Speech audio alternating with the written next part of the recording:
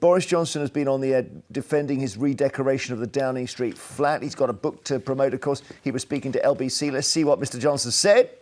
Frankly, once I'd pulled the carpets out of the flat in number 11, which is where we lived, because of Dylan was then in the stages of being, the whole thing looked like a bit like a crack den, to be totally honest, and it needed to be refurbished. Then the whole of Downing Street, £200,000, Mr. Johnson. I don't recognise that. That's the total bill. No, it wasn't. It wasn't as much as that.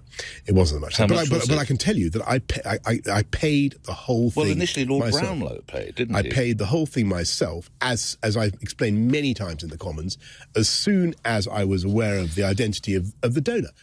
So he says that Downing Street looked like a crack den. Let's have a look inside. Number 10, when he moved in. Yeah, it's not. Actually, no, sorry, that is an actual crack den. This is how it looked after his redecoration. I think we've got this. There we are. Ugh. And yeah, is that an old headline? That seems like it is an old, is it? Or that's not a new one? Okay.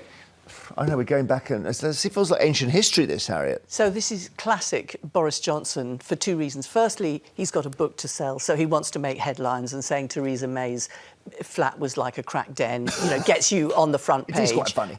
It's so unlikely, though.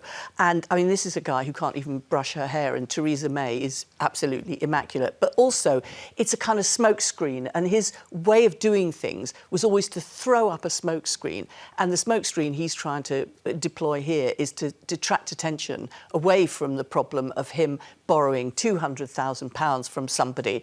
And, there is a worry about people taking money or borrowing money, because it's like, what's the payback then? And if you're in government and you're very powerful, what is the payback going to be? So he's trying to, get coverage for his book, trying to detract attention from what an absolute shambles he was as Prime Minister. And I have to say, as somebody who's been in Theresa May's room in the House of Commons, everything is absolutely immaculate. Yeah. So I think it's probably another Boris Johnson invention to put it. You can be tidy under terrible Prime Minister, can't you? And let's not forget Windrush and all that, which was Theresa May. So.